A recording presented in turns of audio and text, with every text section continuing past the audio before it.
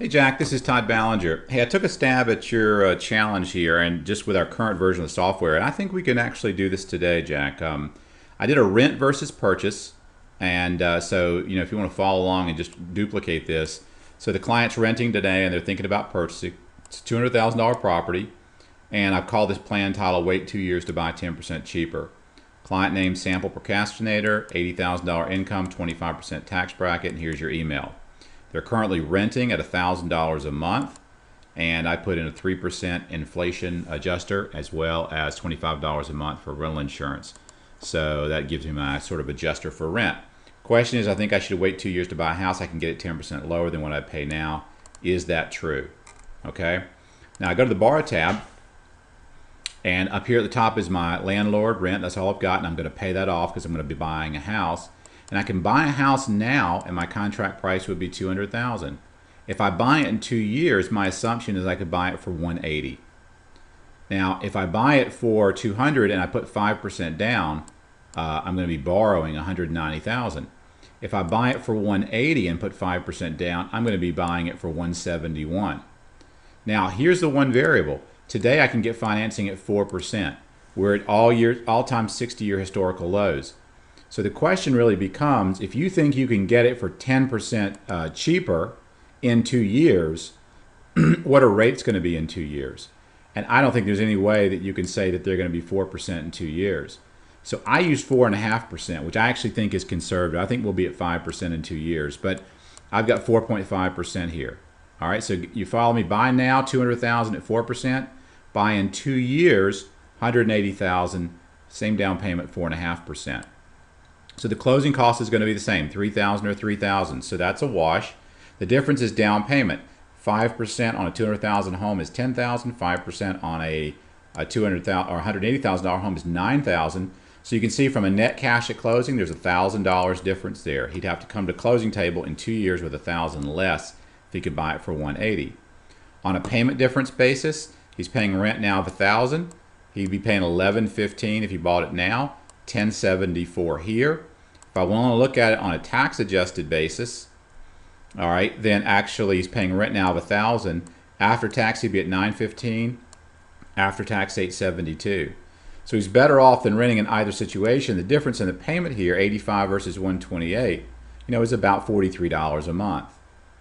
Now here's where it's really interesting. The only thing you'd have to do is I put after tax savings at 0, property appreciation at 0, and I can come across the slider here and kind of look at the wealth impact each year. At 1 year, he's going to spend $13,385 in rent. I use the fixed at $11,15, so he's going to pay $11,15 a month is his largest possible payment in these three scenarios. So to be fair, I want to compare that in each scenario. So that means if he's paying $1,000 in rent and he actually is going to spend $11,15, which is what he spent here, that extra $115 goes in his pocket. That goes into a savings account. Here he's spending the $11.15. Here he's spending $11.15. There's a little bit extra here, so that also goes into his savings, checking or savings account. So notice the 30-year fixed house at 4% here, and the 30-year fixed house at a lower purchase price because we got 180 versus 200 at 4.5%. And we go out just say 2 years in this scenario.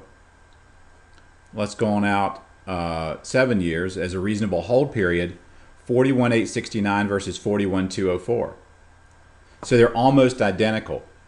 So the question is he at an all-time low of property values, is he going to get another 10%? And is that more likely to happen than him getting a 5% reduction and then having interest rates go up a point?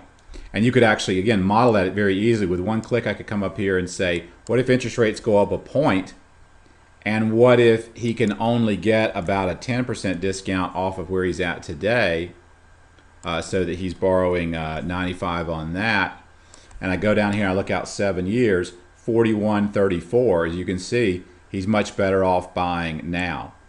Now, if he could truly get a 4% interest rate, in 2 years, exact same rate, and he could get the house for $180,000 and borrow, at the same 95%. There's no question over 7 years, 41.45, he's better off by $4,000. But what this could allow you to do, Jack, is say, is it really worth taking a $4,000 wealth risk over the next 7 years, when in reality it's more likely property values are going to start going up, and it's more likely that interest rates are going to start going up given where we are in the market today. So this is the current version answering your question of, could I simulate for someone buying a house now versus buying a house in the future at a lower price? And I think you can do a pretty good job of that today with the current tool. So, but I'd appreciate what your thoughts are. Thanks, Jack. Have a great day.